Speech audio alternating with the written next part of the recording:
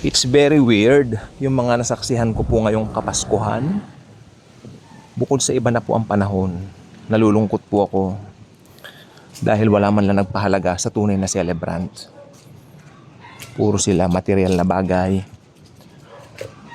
Kitang-kita ko po yan eh. Parang hindi Pasko. At least nung araw, nung medyo bata-bata pa po kami, when you say Christmas, at least may involvement kay Jesus. Ang kinadudurog ng puso ko. At the same time, marami rin mga namamatay na mga tao na alam niyo yun, hindi naman nila alam kung kailan ito darating, hindi ba? Kailan darata lang kamatayan? Wala nakababatid, wala nakaalam. Yun nga masaklap, hindi mo nga alam kailan ito darating. But whenever we preach the good news, whenever we share Jesus, pinagtatawanan ka lang. Masakit, nakakabuisit, pero kagabi po, I talked to someone. I'm not sharing anything sa kanya. Pero nakita ko yung concern niya, the way na magsalita ito. May edad na rin na hindi niya pinapahalagahan yung kung ano ang totoong meaning ng Pasko. Like parang sa kanila, ito na lang buhay dito sa lupa ang mahalaga.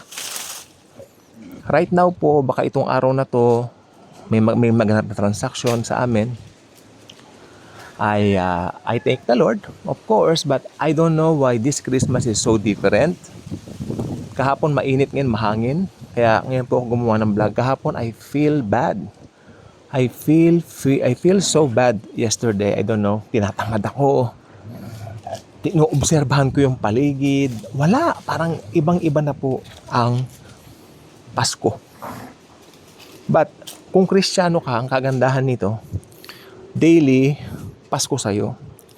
Wala kang specific date na, uy, ito masaya ako. Uy, ito ganito ako, ganyan ako. Hindi. Pag Kristiyano tayo, lagi tayong happy, masaya. Of course, sa ating espiritu, perfect na po tayo.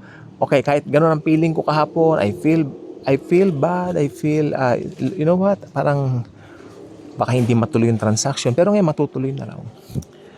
Kahit ganun, nakita ko yung kamay ng Diyos, kamay ng Panginoong Hesus na inaayos po niya lahat para sa mga anak niya.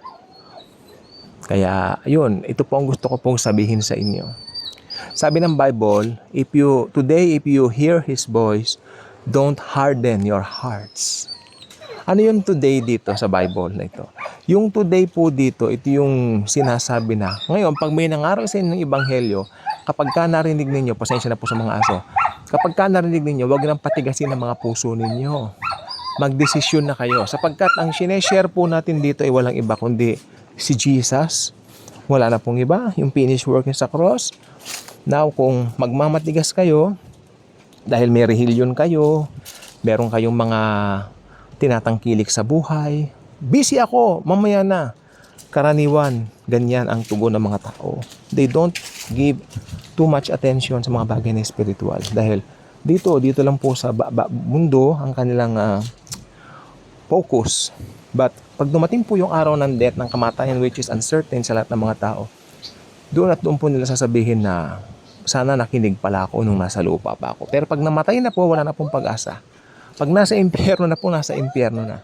It's so sad na kahit marami pong mga nangangaral, ini-snap, dinededman lang nila dahil yes. So ito po ay last days. Ito po ay paalala na sana pag narinig niyo ito, napanood niyo ito, i-consider po ninyo, tinanggap na ba ninyo si Jesus Christ sa buhay ninyo?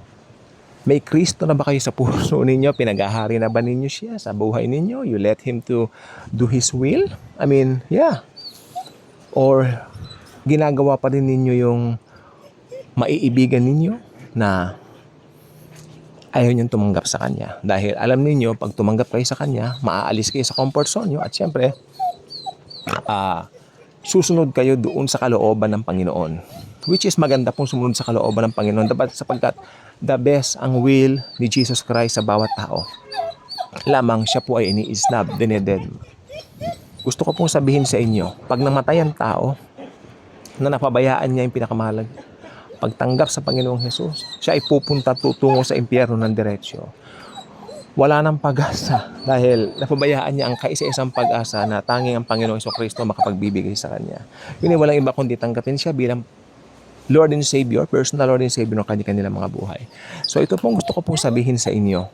Upon hearing or watching this, decide for Jesus now. Kaya kung hindi pa kayo subscriber sa channel na ito, I invite you to do so.